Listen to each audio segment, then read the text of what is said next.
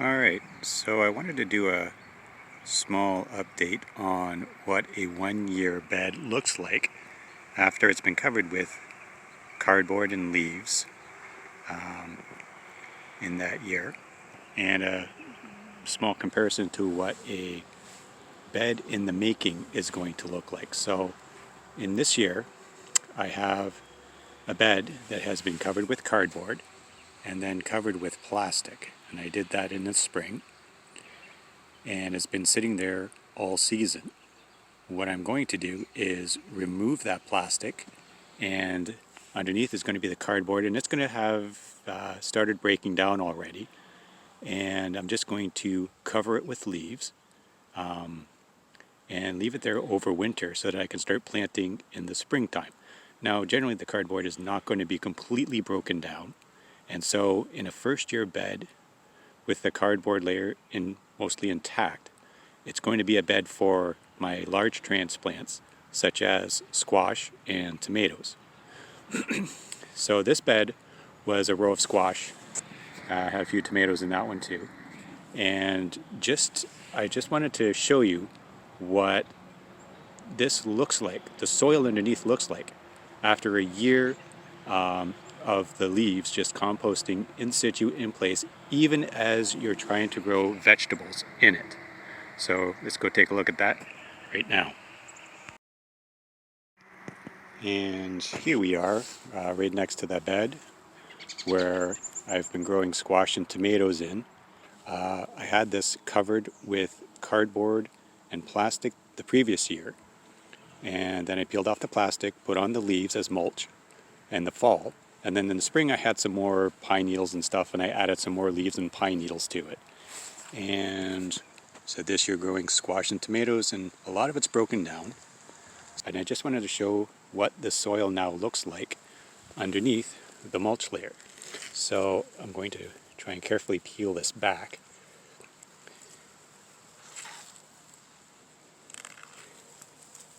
And there's not much left, but if we get in real close, you can generally see all this crumbly, bubbly, textured soil here. And I don't know if you can see all the holes that are coming up through here, but those are worms, or those were worm tubes, or where they've come through. And these little crumbly bits in the soil are worm castings. And that's worm castings all through here that they've been creating all season in situ. So, let's see, peel back a little bit more here.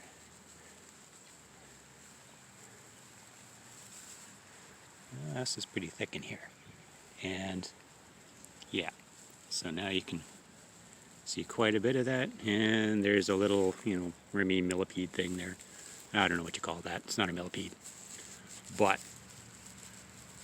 all this crumbly textured, that's all worm castings. And if I go slightly beneath that, if I scrape down, you get down into the dirt underneath the worm castings. And that's what you get with having that leaf litter on top, mulching your soil all season, is that used to be just flat sand. Flat sand would not hold together like that without all that organic material inside of it. And I can crush that, now it's sand. It's all crumbly again, but here's another thick old piece of worm castings and sand all crushed together to create that soil right there. So this does work, and this does create all your worm castings in situ. It fertilizes your garden, it aerates your soil, it keeps the moisture in, and it just works fantastically in the garden. So I'm going to put all that back. And that's what you get when you just cover your soil with leaves and pine needles. And I got a whole garden bed full of worm castings in there. Not bad for about a half hour's work of chopping up leaves and spreading them out. Well, we are in the first week of November and I finally ripped off the Band-Aid, or the black tarp or sheet of plastic that has been covering this bed for the entire growing season. Take a look at what's underneath that. So definitely the cardboard has taken its sweet time and it has not rotted down yet. It has been hot, it's been dry, and a lot of water doesn't actually get underneath here. It's on a bit of a slope, so some water's been getting underneath there. Some of the worms have been taking it out and feasting on the cardboard, but as you can see, there's pretty much very few weeds left in the holes that we can see here. It's all pretty much rotted down, but they do like to persist. And especially the ones that have rhizomous root system, they can stay in here for really up to 2 years. Let's see what we got underneath. This cardboard. Usually some oh yeah, so there's, even underneath the cardboard, they're still growing. But this is thick enough, so it should smother it out over the winter time. So what I'm going to do now is I'm going to take this, I'm going to line or border it with lumber. I don't think I'm going to add any more cardboard or anything to it. Just pull out the weeds that I see that don't have a cardboard covering on it. And then I'm going to throw down some compost, throw down some leaves, and let that overwinter. And hopefully in the springtime, this will pretty much all be broken down and I'll be able to plant squash into this bed. But yeah, this is what starting a new garden bed the first year. It's a long process if you want to let nature do all the work. But I'm okay with that. Just throw down some cardboard, then throw down some leaves, let it overwinter, and then next year plant into that, and I'm okay with that. It's no tilling. I mean, that's the one thing I don't want to do, is dig up this garden bed. And it all boils down to having that soil ecology that is in this bed now and in a lot of my other beds, where the worms get to do all the work and they drop their worm castings and I can just plant into the garden. So, process first year turns into this in the next year, where you plant your large transplants like squash and tomatoes, and then after that you can start doing your direct seeding with your beans, your peas, your carrots and other stuff. And yeah, that's a bit of a mess to clean up, but I'll let the sun dry that out for a bit, peel off some of the cardboard and old leaves, and then I can wrap that up and put it away, and maybe I'll use it in another project in the future. Alright, well, just to continue on, show you what happens when you put cardboard down to cover and smother your garden beds in the first year. I just wanted to show you what happens when I say you get worm castings. I mean, they go to town and they just produce a ton of worm castings. And this is just cardboard. This was nothing but, let's see if I can peel that back, cardboard. And now it's all this crumbling bubbles of worm poop and dirt. And they've been incredibly active underneath all this cardboard. And you can just come down here and see all these channels.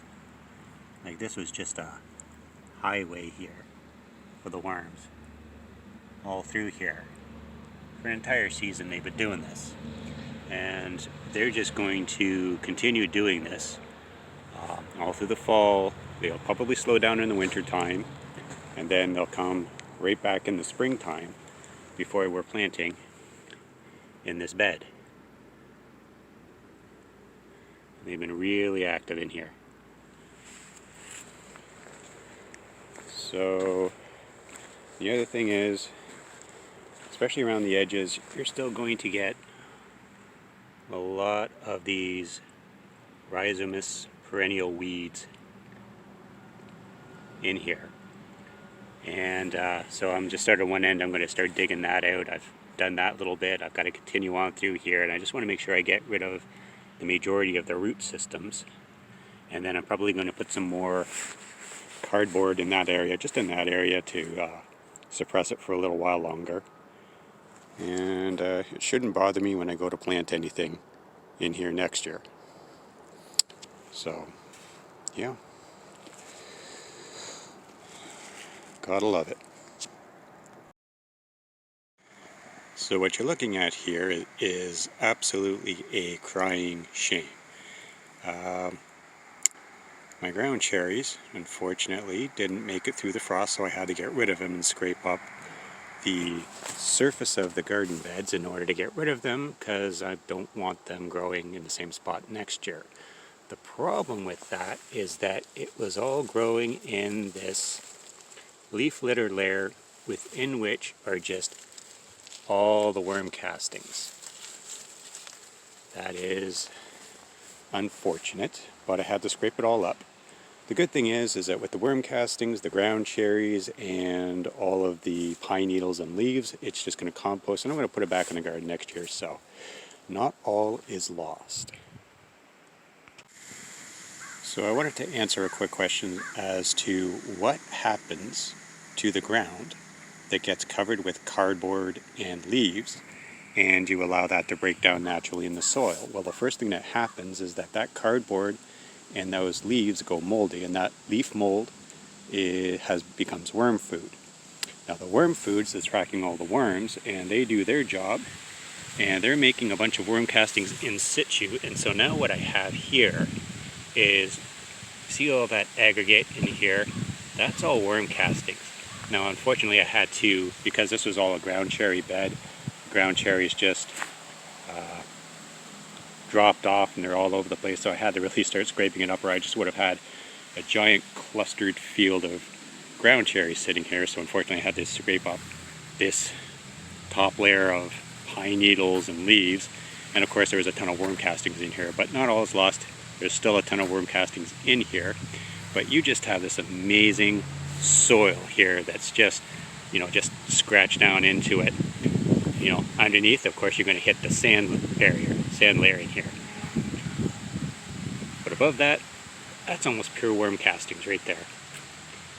And yeah, we should still get a pretty good crop next year. I'm going to cover this with more leaves this year.